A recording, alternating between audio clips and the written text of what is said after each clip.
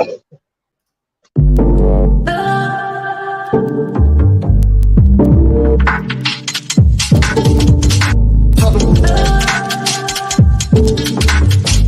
On Tour.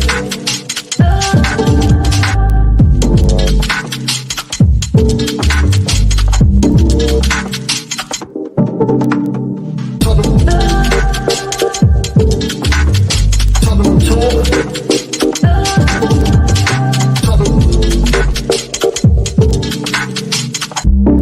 Tottenham On Tour.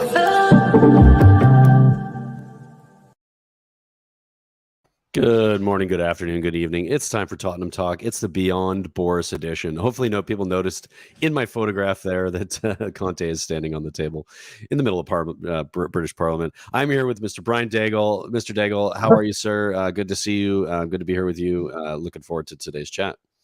Yeah, no, I'm good. As people know, I've been rough with tonsillitis.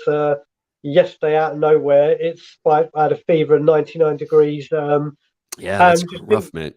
Didn't leave bed at all, but feeling brighter today, and always brighter when we get to talk Tottenham. At the moment, it's all brightness when we talk Tottenham. Yeah, it is, right? It's been a fun summer so far. An odd one, as I'm sure most people will attest to, that we're doing things we've never done before. It's weird. We still want to complain about it because we're used to complaining, but in reality, it's pretty impressive that we've been able to do it. So I'm ecstatic. I've been enjoying the summer so far. And Langlet, it looks like, is over the line, so we can start with that chat. We got the here we go from Fabrizio today. This is sort of here we go. Maybe it's going to happen. It's probably going to happen. They've had talks, the sort of standard journo crap that we typically get, but it looks like it's a done deal. How do you feel about the Langlet deal? Are you positive? Are you sort of gonna reserve judgment until we see what he can do on the pitch, or what's your feeling on it?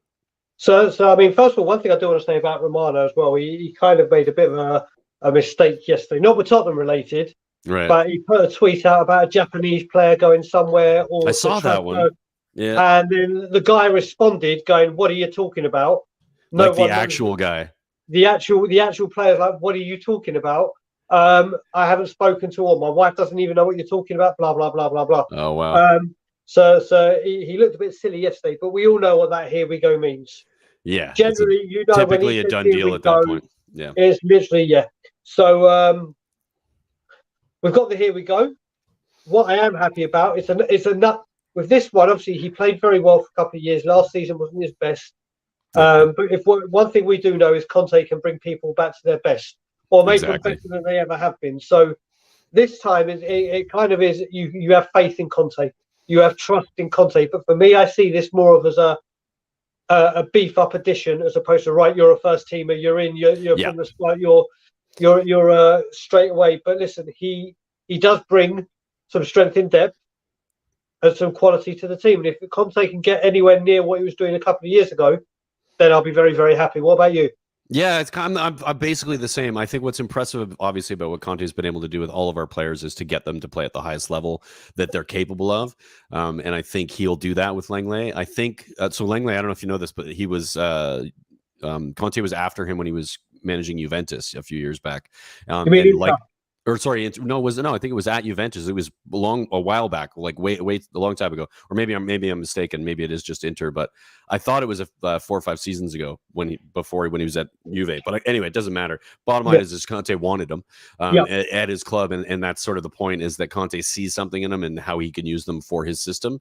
So for me, that's the thing that matters the most, is that he's bringing in a player. He knows his attributes because he's been looking at him for a long time, and he fits into our system. Is he the Bastonis or the Bremer, the players that we've been looking at the highest level? No, but is it a makeshift for now to sort of just do what we got to do to make sure we've got the squad going into the beginning of the season? Then yeah, and then maybe some of that stuff can happen in the background, and he could bring in a Bastoni who would know his system anyway, anytime during any part of the season, and he wouldn't have to adjust him. So it could be a scenario we either do it after the preseason, or we do it in January, or we wait until next season. But it is a position that we needed to bring a player in. I think he's a player that has attributes that suit the system, that Conte knows what he can get out of him. So I think it's a good signing.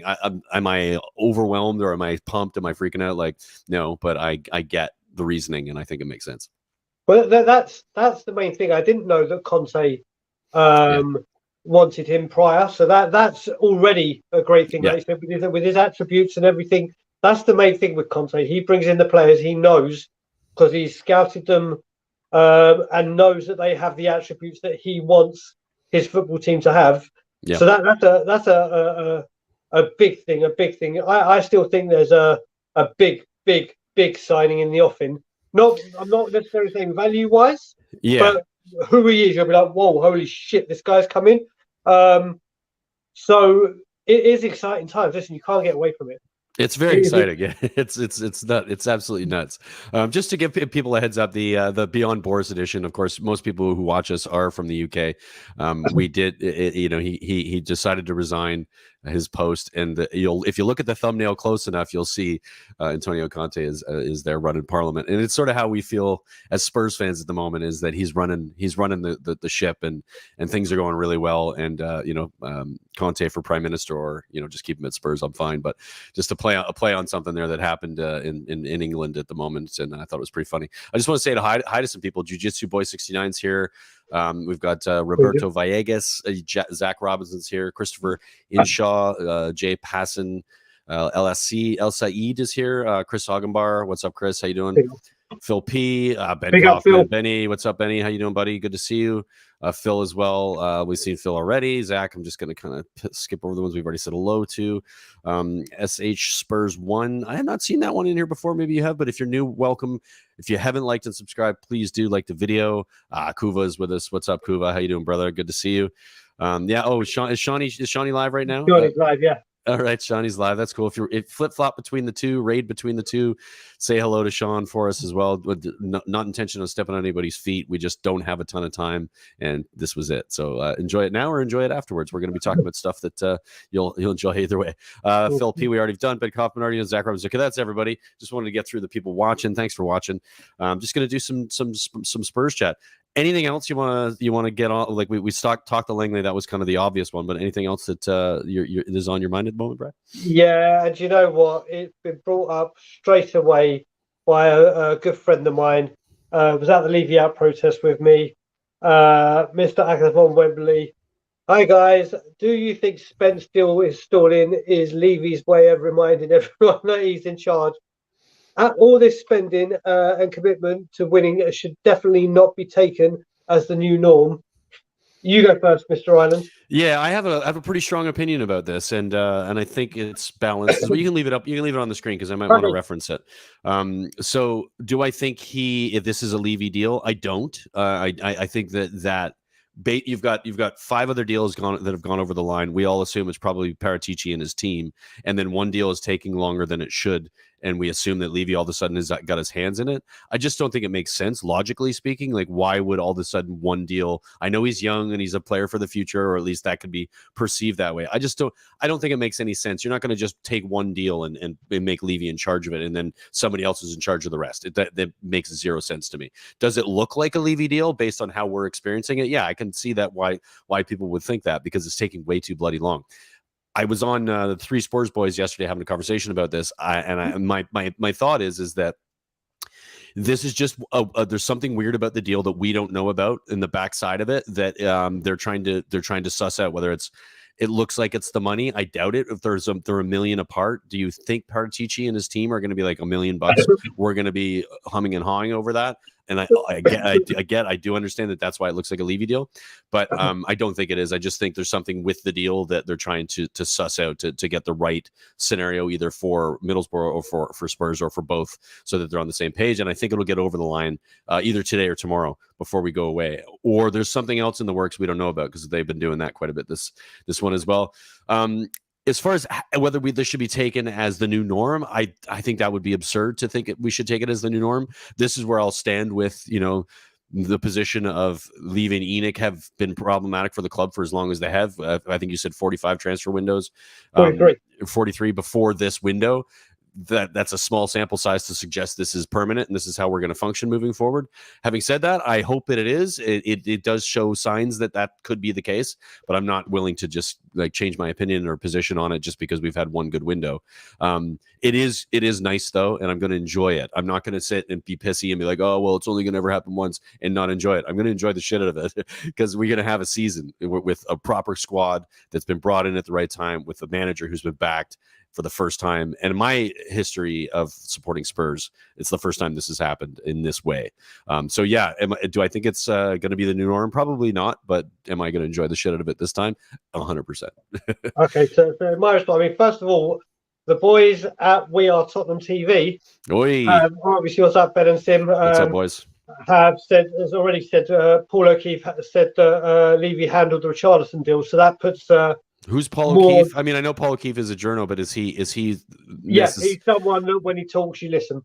Okay, he's someone that when you talk. Then correct me if I'm wrong. Maybe he is handling things in ways that we didn't expect, but I'm surprised by that. No, that's the thing. He's saying so. It was more to what you're saying, like Levy only handling this one deal. It's obviously he wasn't.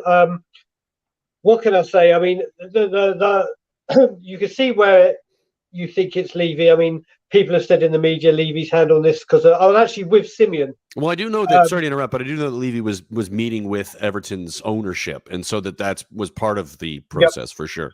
I don't know how much of the finagling was going on with him, but yeah. So actually, with Spence, it actually came out when I was with Simeon that Levy is handling this because there's a link between someone in Spence's team and Daniel Levy. So okay, so that's what set times working. Like, here we go. That's why it's taken so long. Because there is actually a connection there. We don't know what it is, but there actually is one. Okay. Then the fact it was 5 million apart, and that's what they're stalling on. It does look like a Levy deal, sure. As I've said on many occasions, I thought this money coming in would stop all that. This 5 million, where we've lost countless amount of players because of a 5 million here or whatever. So I thought, here we go, he's going to do something. And then recently they got it down to as much as 1 million. And you know what? When you've got it down to 5 to 1, what, in all honesty, what is £1 million to Tottenham Hotspur? But I think, and that's where Brian, sorry to interrupt, but that's why for me, the narrative that it's Levy kind of goes to shit.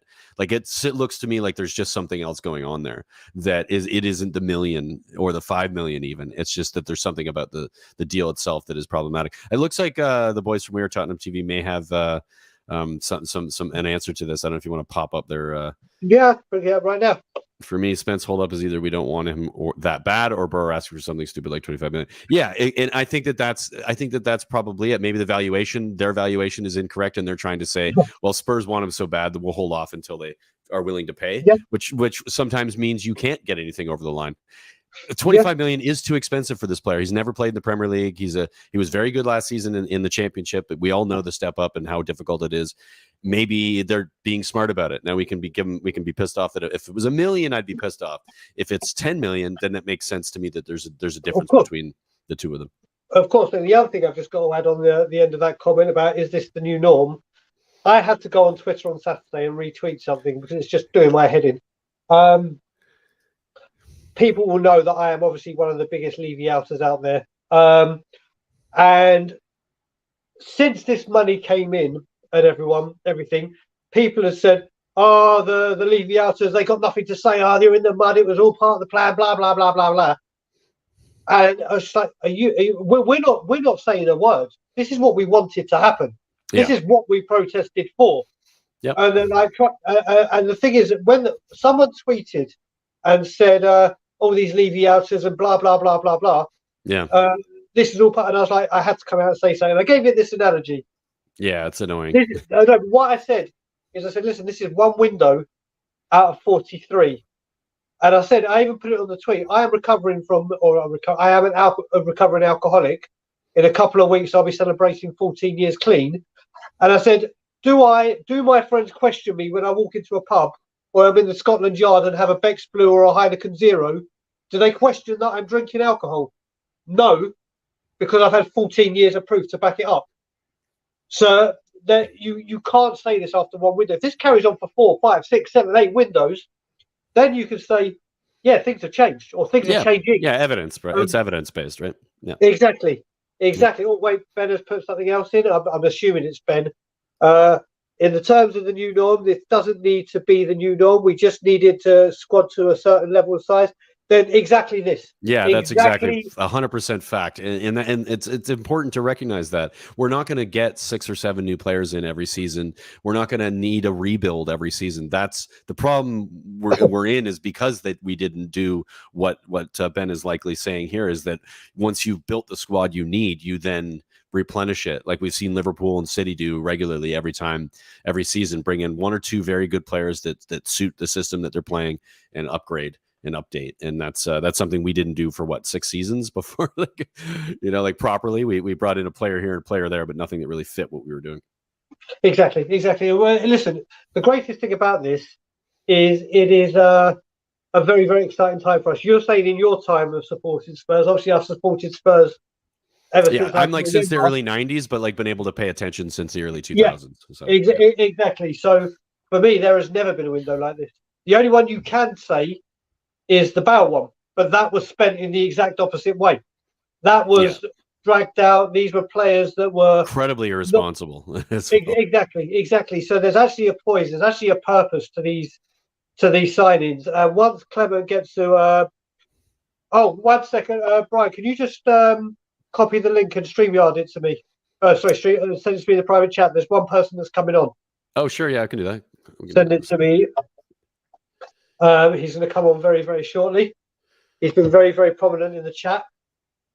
So once you WhatsApp it to me, I'll get it over to him. There you go. I sent it. Thank you very much indeed. So we should be having someone join us very shortly. 1 second. Let me get over to it. So, where were we? It'll be good to get this guy on as well, because he maybe has to talk a lot more about things. Where were we? This is the thing. Since the Bale money, that was all spent incorrectly. AVB wanted people like Matinho and the Hulk, and he got Soldado and Etienne Capoue. We know that was Luis Zaha, right? But this time, it has been spent has sent a huge message out to people, not just that Antonio Conte is getting backed, but to the rest of the Premier League. That exciting times are coming. I have never been so excited for a season. Yeah, me too. And it starts early. To get into that, the preseason's coming up. Spurs have released a really, what I think and what you seem to agree on, is this new, what's it called? Spurs Play. It's sort of, it's not really an application, but it's part of their website, and it's a subscription model, 45 quid a month for a year. Or sorry, that's what I meant. A year, 45 quid for the year. Which is actually, oh no, that'd be ridiculous. That would sound like Levy at that point. 45 quid a year, which I think is a pretty reasonable price. Now that's about $90 in Canadian for the year, so that's less than $10 a month. You're looking at about $8 a month to get all games replayed, like full games by how I read it. Which is really, really good, and plus highlights if you want them, plus all the other docs and other stuff. What do you, I mean, for us running a YouTube channel about Tottenham, this is great, because this is extra content we can analyze. This is sort of insider info that you're not going to get necessarily anywhere else. Good for us, good for the journalists who are following Spurs and reporting on Spurs, getting as much information as they can. It also just seems like more entertainment, so I like it. I'm going to pay for it probably, and I would like to get, if you're in the comments, and what do you think of the cost of Spurs Play? And are you gonna get it? And is it worth it? Is there value for you there to do it? So get in the comments and let us know. But Brian, what are your thoughts on it? Are you a fan of the Spurs Play? First of all, I just got to give praise to Wolves Fee. Thank you very much. I mean, this guy is on all the Tottenham channels. Is such a great supporter of everything. So thank you very much for the super chat, Wolves. Appreciate it. Also there's a few congratulations for me for my 14 years. Listen, biggest, hardest, toughest decision of my life, but the very, very best one.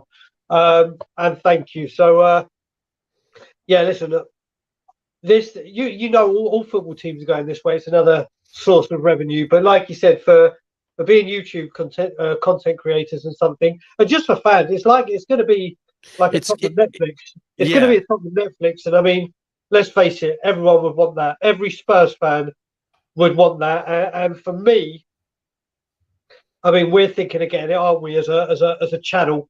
So for me, so I can keep tabs, although he's going on tour, so I might not be able to keep tabs on my boy, Mr. Alfie Devine. It's great to get better connected with the club. It's great to it's great that all the pre-season games are going to be on there. Ben and Sim are going out to Israel to watch it, but for people that can't, you're going to be able to watch it.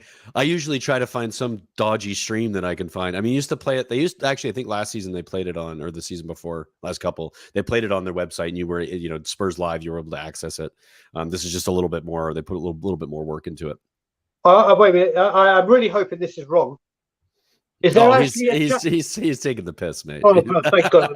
Bloody hell! But the one thing, the trigger for Brian. Oh, mate, that would have sent me over the top again. That would have sent me going absolutely batshit crazy.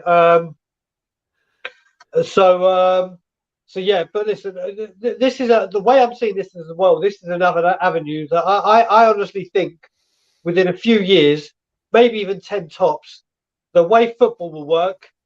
Oh, wait a minute. We've got our superstar guest here. Let's bring him in. Let's bring him in. I'll bring him in. Say hello, everyone, to the one, not only. Whoops, I've just muted him for some reason. Let me unmute him and then bring him in. Mr. Ben Daniel. What's up, Ben? He's on vacation, buddy. Where are you at? You're in the boiling in London. It's absolutely boiling. Well, man, you look like you've been sitting in the sun a little while. He's been in Mauritius on his honeymoon. I know. That was the joke. Oh, okay. Gotcha. How are you, Ben, brother? The weather here is unbelievable. It's like I think it's about 25 or something, and from tomorrow for the next 2 weeks, it's going to be about 30. Nice. Whoa. That's hot for you guys. We're sitting around there right now in Toronto at the moment. We've been enjoying that. Well, I was in California enjoying the California weather for the last week or so, but that's another story. And you know what? Yes. As you can see, I probably look a bit relaxed now. It's the most relaxed July and June I've ever had in my life with these signings that are rolling in week by week. It's a bit nuts. How are you feeling about it? What's your? We were just chatting, like it's the giddiness. We're talking about Spurs play. They're kind of all the right things at the right time at the moment. Yeah, I think I would have liked to see. Well, I still like to see a right wing back come in before the team jet off to Korea.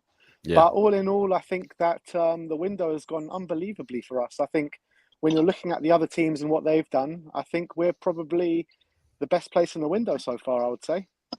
Yeah, I would agree. I think it's by far. I mean, you look at some of the other teams, obviously United is a prime example of a team that is supposed to be kind of doing what we're doing. They've got a new manager in, supposed to be bringing in new players. They can't get a single big transfer over the line at the moment. So love laughing at them.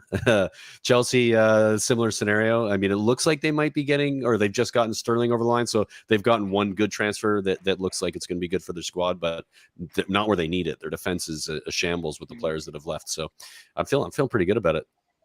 Yeah, I would say that right now where the squads are at, I would say we're the third best team in the league. That's what I would say. Yeah. And I think that don't underestimate what Antonio Conte can do, because we've got the third best squad in the league, but he propels everyone to different levels. So, look, I'm not. So are we going to win the league, Ben, or what? I was just about to get on to that. I'm not going to sit here and be deluded and say we can catch Man City and Liverpool. But with Liverpool losing Mane, if Man City don't, when I say have a poor year, I'm talking about 1 or 2 extra losses than they had last year. So if they can. I think probably where we are next season is 85, 86 points. That's what I'm hoping for. Yeah, so, I think that's a good show. Like 10 to 15 more points than we got last season puts us in a conversation where if Liverpool drop 3 or 4 points, then there's a chance for that second spot. City, I think with, Haaland is going to be ridiculous. As much as we can all try to pretend like, he doesn't fit their system, he fits whatever Pep wants them to do, and I think they'll still be in the same situation points wise. They'll be hitting over 90, but I think if there's a team we can catch, it's Liverpool, and we'll have to be as good as them against every other team, and that's the difference. Last season was not being able to break teams down. I'm hoping that we can have a different system where we can switch between couple different systems, and that with the amount of midfielders we have, we should be able to do something different against teams that sit deep. And there's no Burnley. There's no more Burnley. So that's good.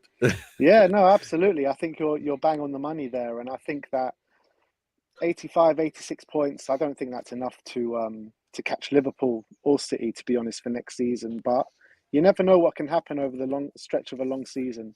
You never know. So, look, I'm not going to sit here and say we're going to catch them, but next season my aims are top 3, break that top 3, hopefully get a trophy under the belt and go deep into the Champions League. That's what I want to see for next season. Do you reckon we can go deep into the Champions League, though, Ben? Top 3 in FA Cup is where I've put it. But do you see us going deep into the Champions League? I don't see why not. I really don't see why not. When you look at it, last season, Liverpool didn't get a win against us. We drew twice, and against Man City we beat them twice. So why can't we go deep into the Champions League next season? There's no reason why we can't. Yeah, and those are big teams, right? And we're good against big teams. The teams we struggled against, where we dropped points, like I had just mentioned, were the teams that with the low block who sat deep and didn't let us do anything, and we didn't have anybody to break them down. We have a much bigger, deeper squad now, and I think that we'll be able to play in different systems that'll allow us to do it. I don't think we'll go far in the Champions League. My thought was is that we'll get knocked out of the Champions League, but we'll win the Europa League. So that's another option or a possibility there that because of the quality we have, and if we do not, we don't progress. Well, it's just before I think the last 16, right? So we drop down then and then have the squad to do it. So we'll see. Stelios is pointing out something that's relatively obvious here. That what's up, Stel? Big up, good to see you, buddy. Conte's never ever won the Champions League knockout game at any club he's managed. So this goes to sort of my scenario. I don't know that that's necessarily going to happen with us, and maybe he has issues in Europe, and it kind of seems like that's the case. But you go down into Europa League with the squad we have, and there's a chance there that we could get a trophy there. Well, what we need to do? What we need to do, Brian? We've booked, when I was with Nick, Barry, Sean, Phil, Grant, we booked 6 rooms in Turkey for the Champions League final. So I just had to go and have a check. We should book another 6 rooms for Poland, just in case. Just in case, yeah, that's a good shout. I can't see us not qualifying from our group, man. I really can't. I mean, we're in pot 2, so that should mean that we should be able to get through our group. Yeah, I agree with you, Ben. I think we should be able to get through our group, but we should also prepare. Like if we want to go to any of these finals, we should have hotel rooms booked. Yeah. I don't get this whole Conte in Europe thing. Yeah, history does suggest that maybe he doesn't do as well in Europe as maybe he should be doing, but the style of football that he plays should be perfect for knockout football, right? It should be, but he has never won a knockout game in his history as a coach. So that tells me that there is an issue there. Europa League, didn't he, with Inter Milan? Yeah, he got to the final Europa. But that's the thing. I mean, what you got to look at as well is Conte came out. Do you remember it? Can't remember I think it was when I was back over Christmas and stuff, where he said he hates playing midweek games and then another game and then midweek game because he feels he needs a week to get the team ready. So that plays into it. But like Ben said, he did get to a final of the Europa League. So it just seems to be the Champions League is Achilles' heels.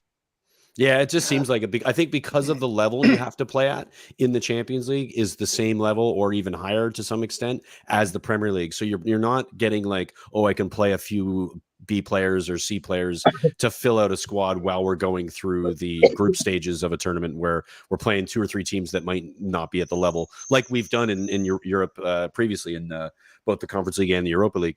In the Champions League, you have to progress. You have to play your best team.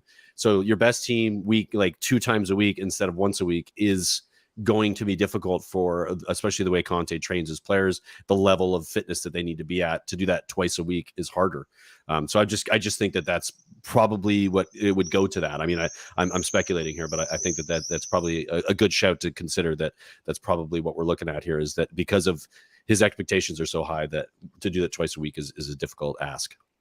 I'm still going for quarterfinals minimum. Come on, boys. Hey Ben, I want it. Don't get me wrong. I'll be right there cheering with you. I'm just looking at what we've seen in the past and making a comment. Ben, I haven't watched your video today, the update, and I will do. I will. The one thing I did watch is the Ben Davies song, and I am not a fan of it. I am not a fan of that. But I didn't see this. Fill me in.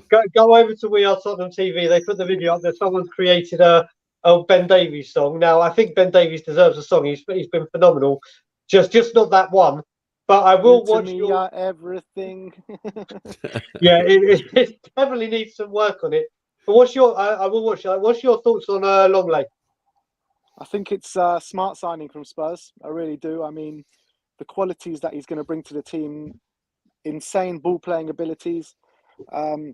He struggled at Barcelona. There's no question about that. But I think the reason why he struggled at Barcelona, I think at Seville, he played in a back three. He played the left of a back three. Mhm. And when he was at the left of a back three, he was one of the most sought after young defenders in Europe at the time. He had a market value of 50 to 60 million. And that's why Barcelona went and bought him, right? Barcelona bought him. Yes, he had a hard time there, made mistakes, and the fans got on his back. And he was playing in a system that didn't really suit him. He was playing in a back four, really high line with an aging PK next to him.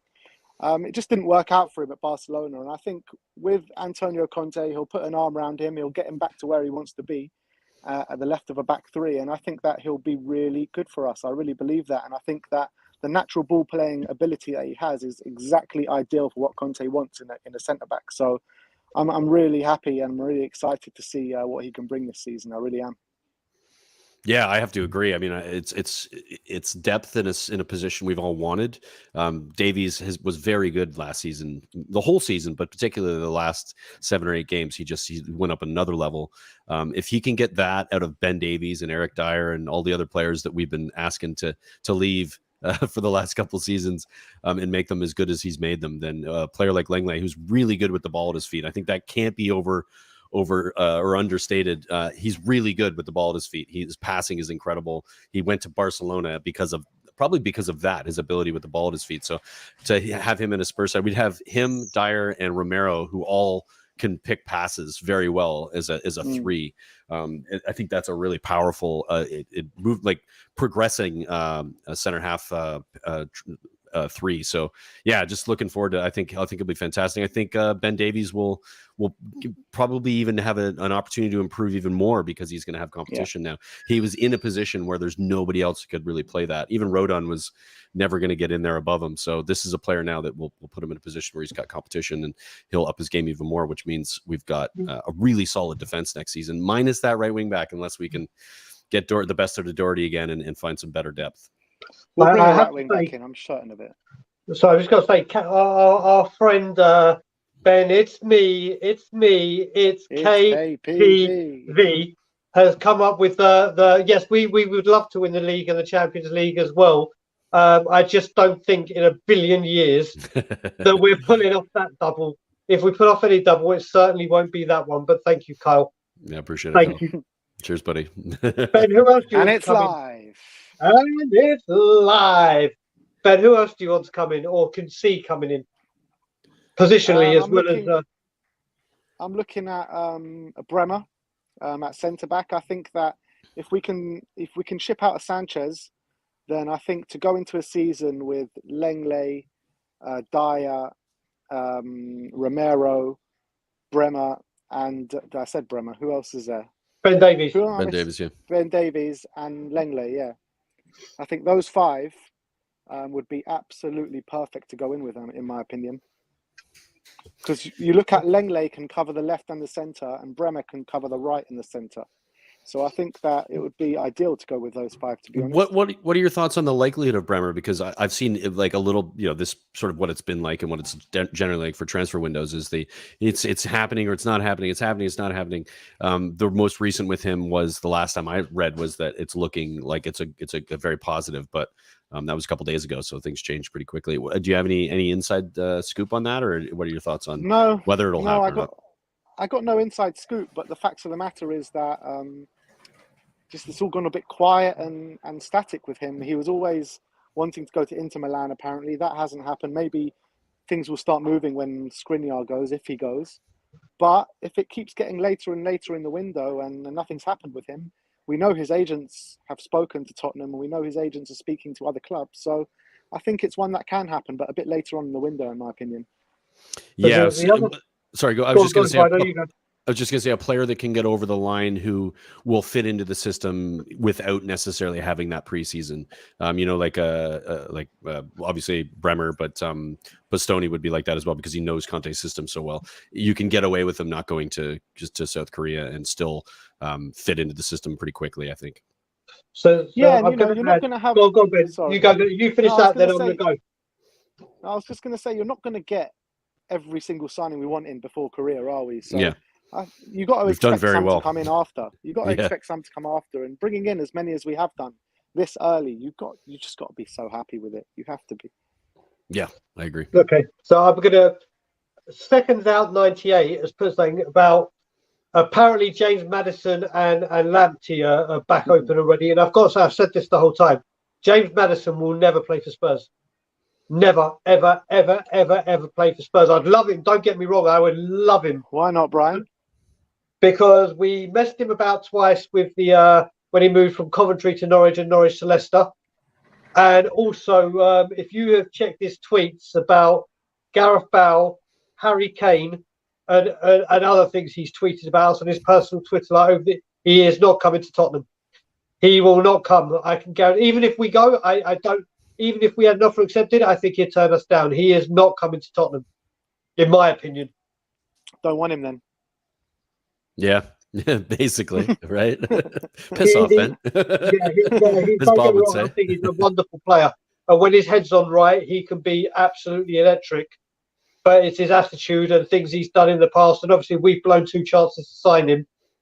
For me, it's just a non-starter. Lamptey, I love, but he's injured too often. I would like to ask Ben as well. So that position, the James Maddison position, is a position I think that we're all kind of hoping we do bring in somebody like an Eriksen, who obviously we know has gone to Man United. Is that position something you think will get done this summer? Because I think we still need it. I think maybe it's a January signing, but I think we need for that system to go from a 3-4-3 to a 3-5-2 to add that creative midfielder to break down teams that we're going to need to break down. We kind of need that player. Not kind of, we desperately need it, I think. But who's available now? If it isn't James Maddison or Christian Eriksen, who do we bring in? Who's a player that's going to sort of offer that top of diamond of a 3 in the midfield if we switch to that system? Yeah, it's a good question. I mean, I had pinged my hopes on Eriksen pretty much. I had as well, and that's why I'm asking, because I'm like, who's left? I really wanted him to come in because I thought, he knows Conte's system. Mm-hmm. He'll fit the role perfectly. Knows the club, obviously. He can play deeper. He can play a bit more forward as well. He's used to the Premier League as well. I mean, he just made so much perfect sense. He really did. But in terms of names, I don't really have one. But in terms of if I think we're going to fill that role, I just got a feeling that we're losing you, Ben. Am I still there? Yep, you're back. You're back now. Let's try it again. Let's see if it stays. We might have lost Ben. I think we've lost him. We've lost him. All right, I'm gonna kick him out for a minute, and I'm sure about we'll this. Pop him back in when he comes back. One thing I will say about it: do I think it's a position we need? I'm kind of maybe, because this is why it's imperative for me for the right back. The right wing back has to be, and I'd rather another one came in. Ben's back. Yep. I'll let Ben finish in what he was saying before I go on. Go on, Ben. Finish what you're saying, buddy. Yeah, I was just saying in terms of that specific role, and if I think we're going to fill it from now until the end of the window, I don't think Conte sees it as like a priority position that we need to fill. So I think that if a good opportunity presents itself from now until the end of the window for a certain player that he likes, I think we will get him. But I don't think it's going to be one of our priorities like a right wing back or another centre back. That's exactly what I say. It's one of those positions we can kick the can down the road, kind of like we did, Ben, with Reguilon, where apparently we said we're not getting a left back, we're not getting a left back, we're not getting a left back. Only if Reguilon comes available, he became available in. So for me, this is the one position we can kick the can down the road a bit, and if the right opportunity comes, then we go for it. But I think what we've got to look at as well now is outgoings, isn't it? Outgoings have to start coming. Yeah, we'll get into that in a second. I just wanted to add to that when it comes to that position.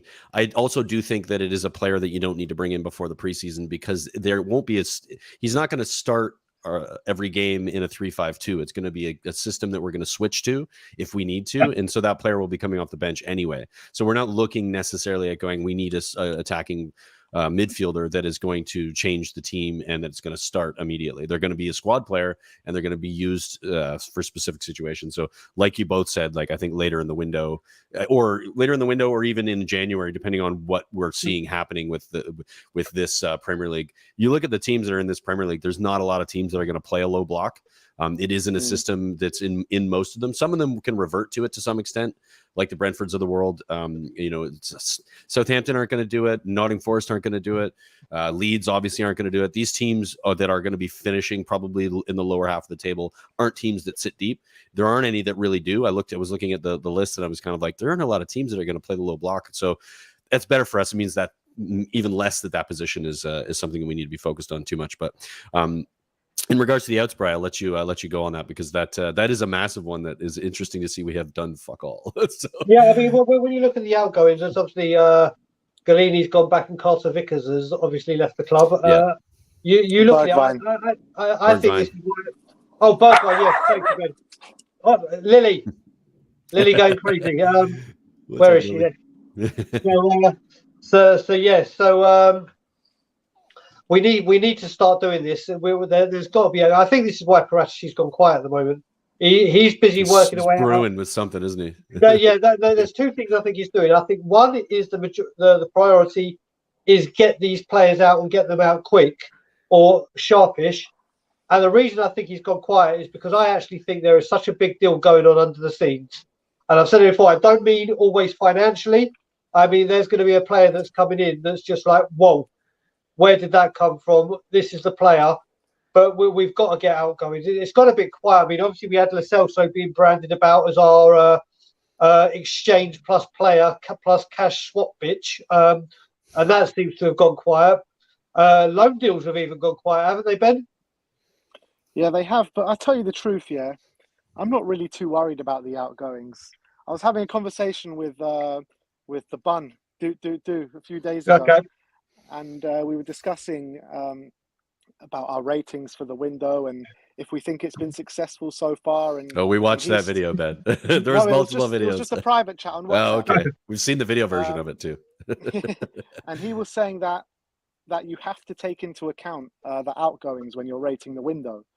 And I said to him, at the moment, I don't take into account the outgoings while I'm rating the window. And I'll tell you why, because it's such a breath of fresh air bringing in players before we're getting them out, first of all. We're still so early on in the window. And we've heard from Tottenham, I think it was it Ali Gold or someone was saying that the players that Conte doesn't want, he's going to leave them at home. He's not going to put them on the plane to South Korea. So I think now, while the team is in South Korea, it's such a good opportunity to Paratici to get these players out the door. So I'm not really worried right now about the players that have left, but I think that will sort itself out because the players can't be in the Champions League squad because of our quota and everything like that. So the players that are not in the squad, why would they even want to stick around anyway? They'll be pushing for their moves as well. So I think those deals will get done, and I'm just not worried about when they get done, but I'm certain of it. They will get done. Yeah, I completely agree. We sort of had this conversation on our own post watching some of those videos and people discussing whether or not how you rank the window and whether it's realistic to give the higher number because of it. And I still think it comes into play a touch, but I'm sort of leaning towards what you're saying there, and that there's a ton of time left in the window. And Conte and what he's said is that I want players in before we go off for preseason, and the players that are left behind aren't included. The feeling that they're going to have, and that their people, their team is going to have, is that we need to make a move quickly here now that that we realize that we're not in the cards as far as the next season moving forward.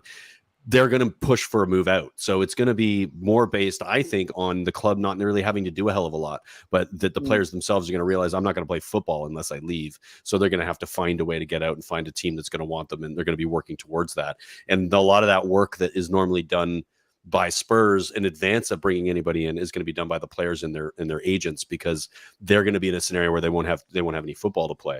And there's a World Cup coming up as well. And they're all going to want to be to try to get into that team. And if they're not playing at all, they're not even going to have a chance to get into that team. So I think there's a lot of things that benefit Spurs in this scenario that we haven't been in before.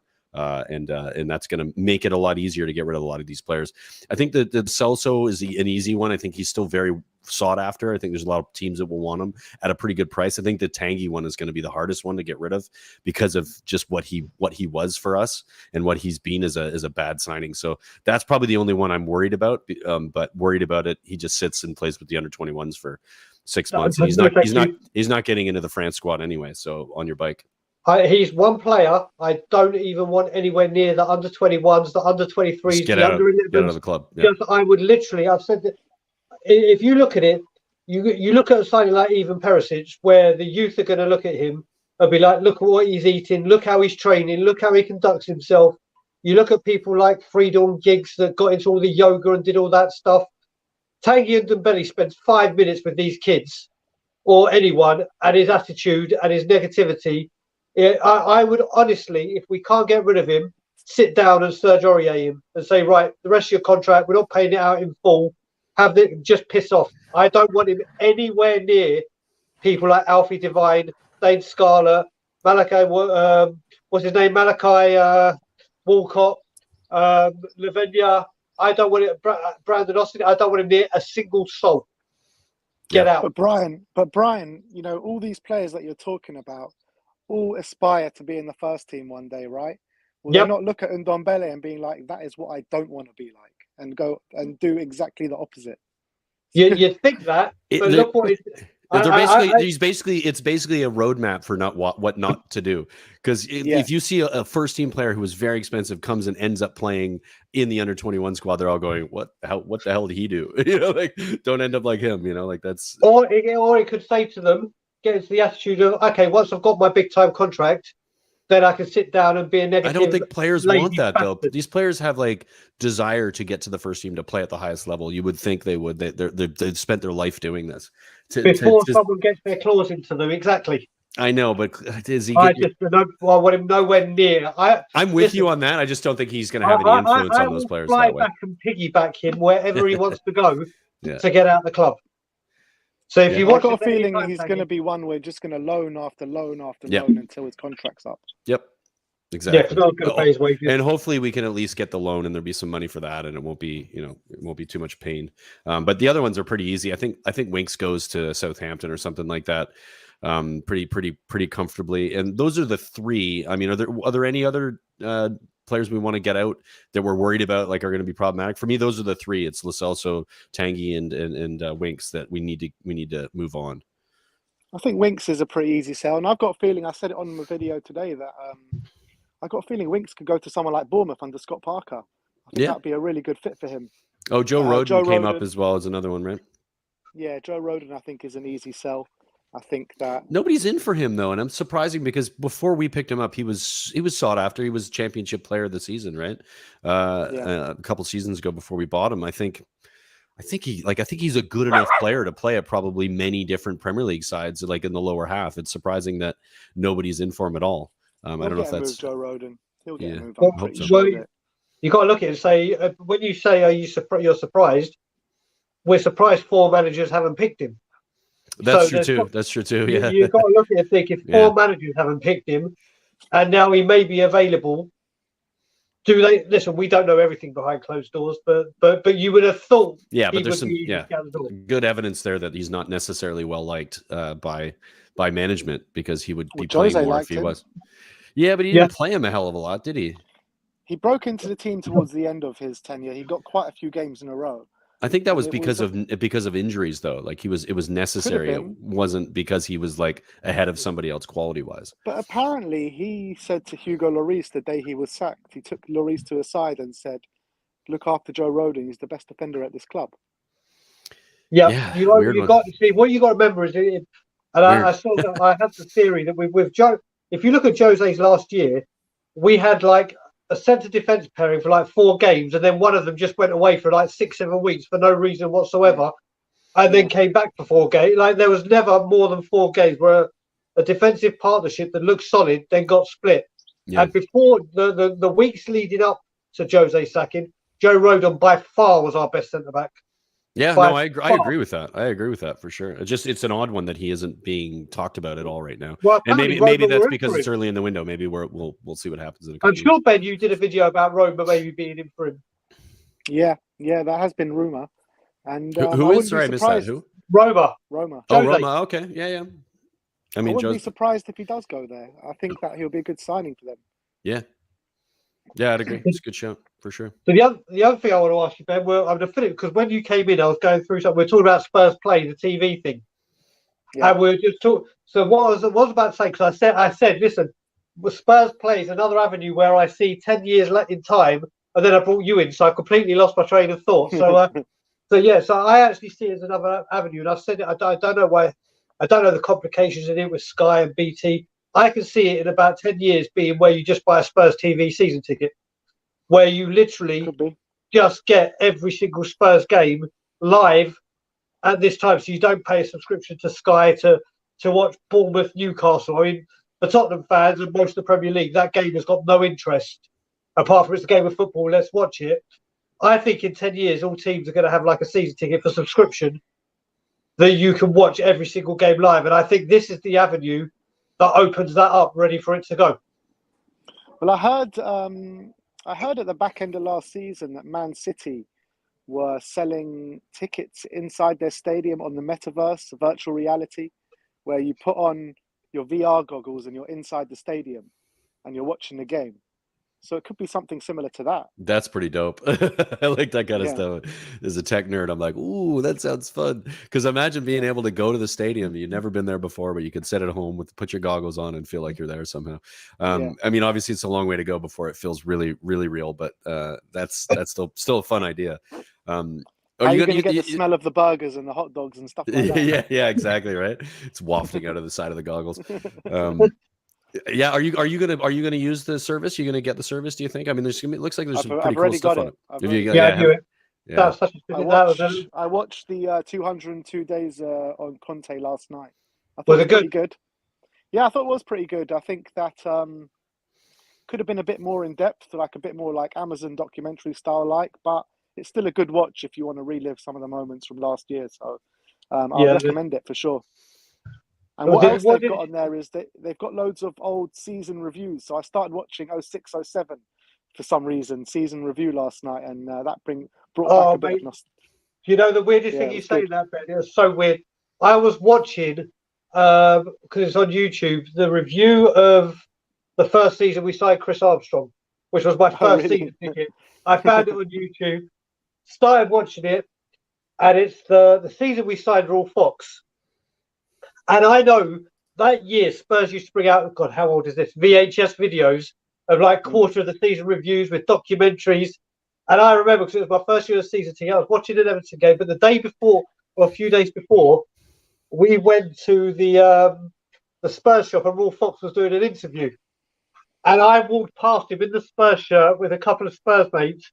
So this was what, 1996? I was like 15, 16. And I was just watching. I was like, "Oh shit, there's me from right when I was 14 years old." No way, no way. Yeah, and unfortunately, I'm wearing a shirt that had number 23 on the back of it. Oh boy, because he hadn't left the club yet. So I was like, "Oh, you fucking prick! If only I knew what I knew now."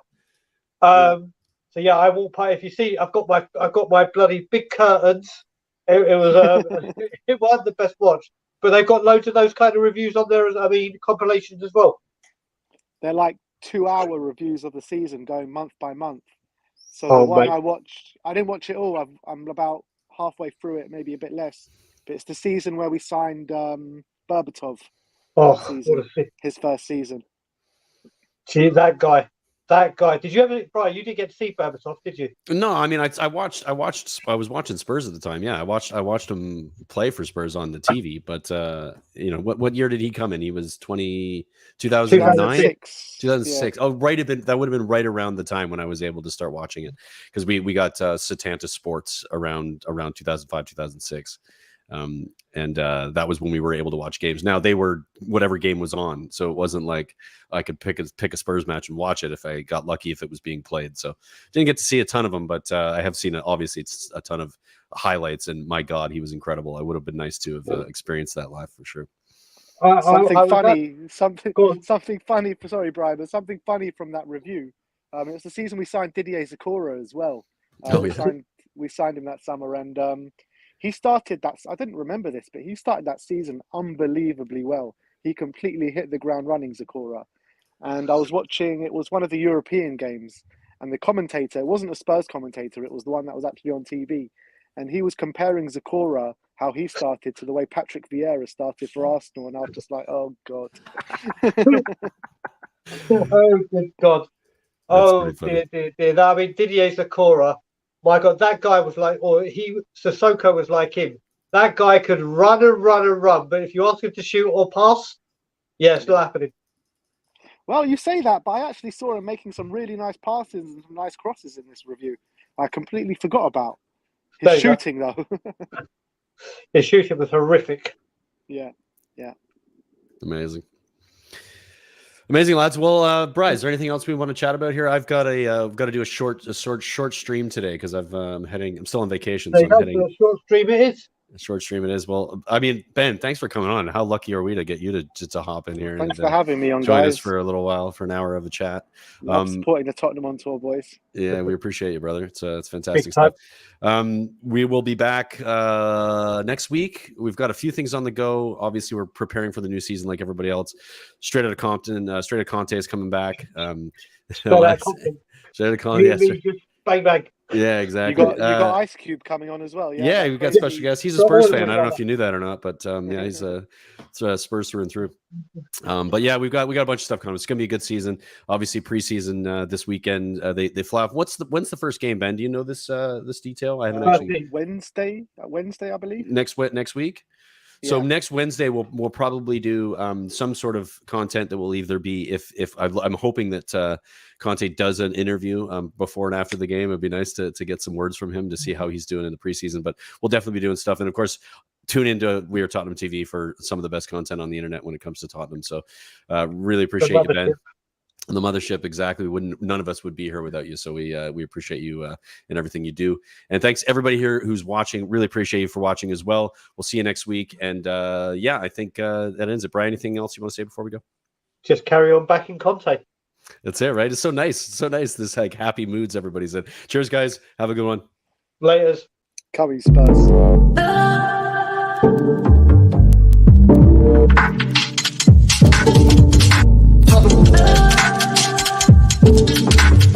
Tottenham On Tour.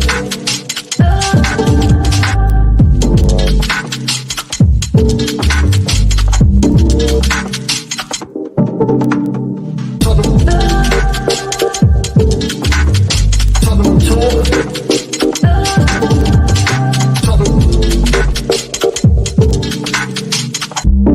Tottenham On Tour.